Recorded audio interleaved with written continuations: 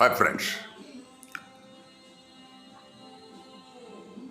ఈ మత మార్పిడి అన్న విషయం అది దేశంలో అత్యంత ప్రమాదకరమైన, అత్యంత క్రూరమైన, హేయమైన నేరంగా ఇప్పుడు బీజేపీ ప్రభుత్వం, దాని అనుబంధ హిందూ సంస్థలు భావిస్తున్నాయి. సో ఎక్కడైనా ఒక మత మార్పిడి జరిగిందంటే పెద్ద ఎత్తున దుమారం లేపటం, దానికి సంబంధించిన వాళ్ళను కొట్టడం, లేకపోతే చంపటం, కేసులు పెట్టడం, ఇవి నడుస్తూ ఉన్నాయి. సో ఈ వీడియోలో మనము చెప్పదలుచుకున్నది ఏంటంటే, మత మార్పిడి అనేది ఒక వ్యక్తికి లేకపోతే ఒక సమూహానికి సంబంధించిన విషయం.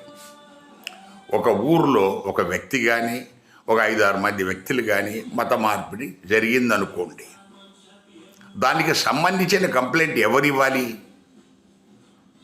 బాధితుడు ఎవరు? అతను ఇష్టపూర్వకంగా అతను మతం మారకపోతే అతనే కంప్లైంట్ ఇస్తా. అతను అసలు ఎందుకు స్వీకరిస్తాడు? సో అతను ఇష్టపూర్వకంగా మతం మారాడు, దాన్ని మీరు బలవంత మత మార్పిడి అని చెప్పేసి హంగామా చేస్తున్నారు.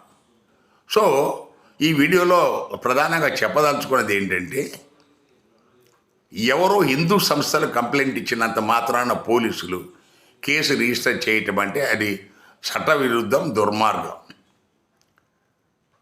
సంబంధిత బాధితుడు ఎవరైనా నన్ను బలవంతంగా నన్ను మత మార్పిడి చేయడానికి ప్రయత్నించారో లేకపోతే మత మార్పిడి చేశారు అని ఎవరైనా కంప్లైంట్ ఇస్తే తప్ప తీసుకోకూడదు.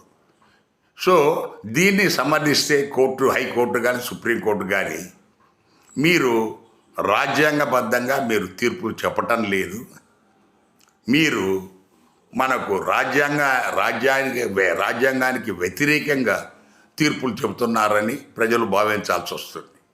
ఎందుకంటే బాధితుడు లేకుండా ఎవరో హిందూ సంఘాలు కంప్లైంట్ చేస్తే వాళ్ళ మీద కేసులు పెట్టి లోపలేయటం ఏంటి? ఇది చాలా దారుణం. సో దీన్ని మనకు కేంద్రం, రాష్ట్రాలు గమనించాలనేది మా విజ్ఞప్తి. Thank you.